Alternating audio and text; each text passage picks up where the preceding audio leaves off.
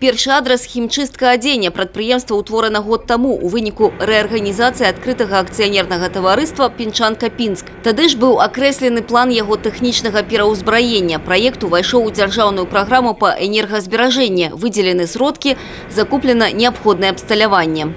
Была закуплена нами гладильная машина немецкого производства компании «Шталь», высокопроизводительная, то есть 300 килограммов белья в час.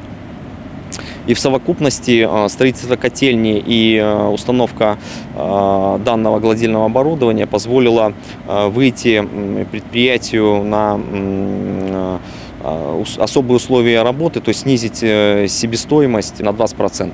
Наступны адрас – гімназія нумар 3. Аб'ект буйны, азы навук тут спасцігаюць больш за 1000 вучняў, а значыць і рэсурсаў патрабуе шмат. Дзякуючы дзяржаўнай праграме па энергазберажэнні тут замянілі прыборы асвятлення. Тым часам пінскія камунальнікі імкнуцца паўплываць на расход энергарэсурсаў у жылым сектары. Гэты дом – адзін з 36 абсталяваных сістэмай дыстанцыйнага зняцця паказанняў прыбораў уліку і рэгулявання падачы цеплаэнергіі. Данная система, видя температуру наружного воздуха, прикрывает клапан. Вот на данный момент у нас клапан прикрыт. Подача не проходит. У нас за счет обратки возвращается насос и получается дополнительный теплосъем.